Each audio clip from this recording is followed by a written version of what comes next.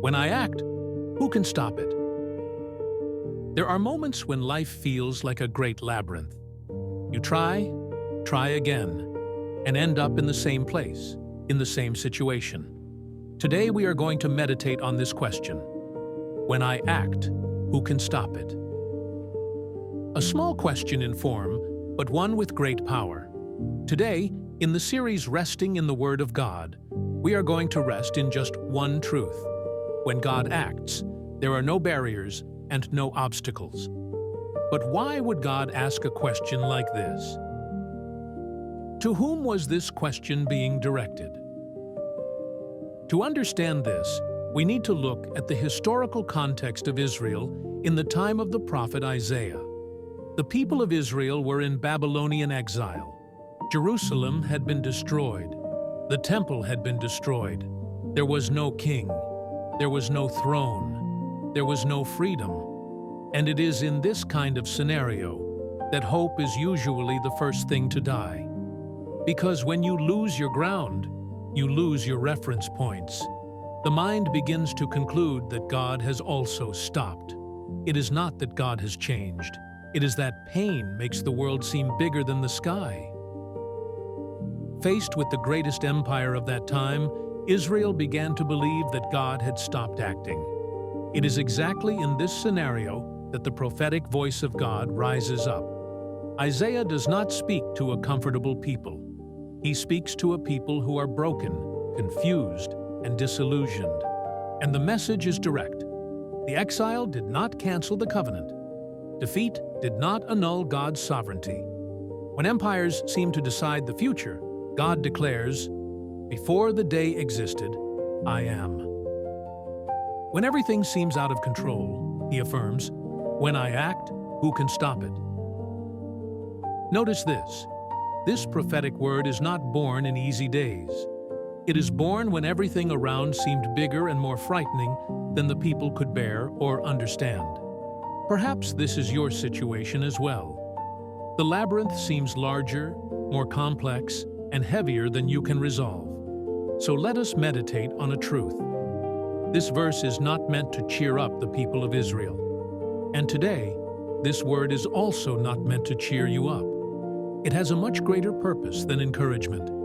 It is meant to remind you that we have a faithful God and to generate strength in you. Isaiah 43:13 reveals a historical and spiritual truth.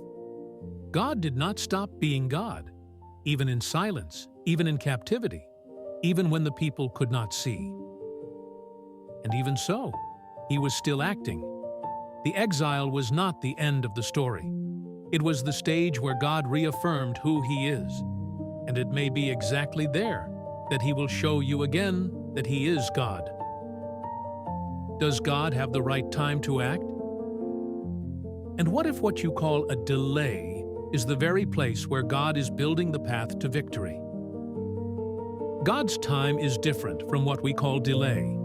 We call it slowness. God calls it construction. It is a path being prepared. It is purpose being fulfilled. God's right time is not the time I can endure. It is the time that fulfills his purpose as God in our lives.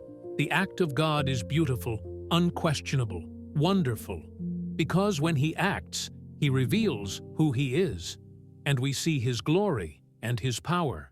Just as Israel saw a powerful empire before them and thought, there is no way out.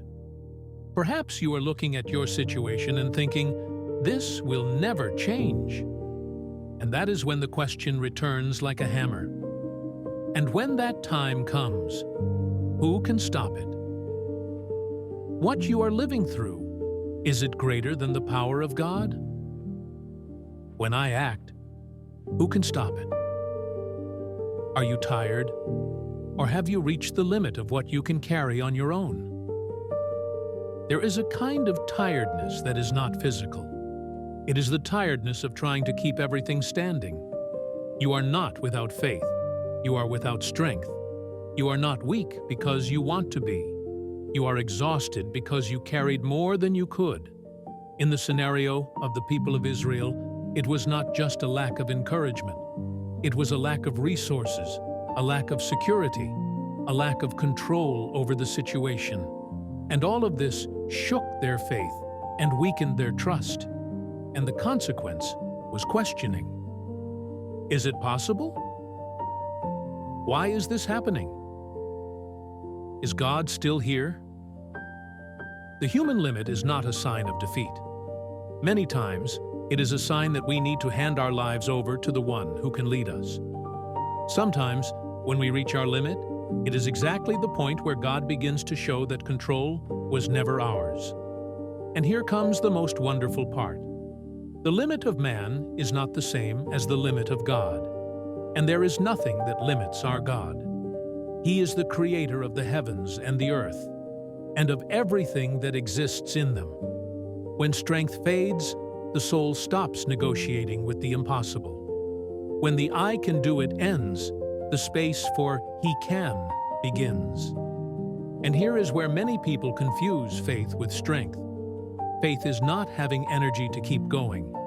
Faith is continuing when the energy is gone, because you trust in the one who sustains you. It is when you stop fighting alone and begin to rest in God.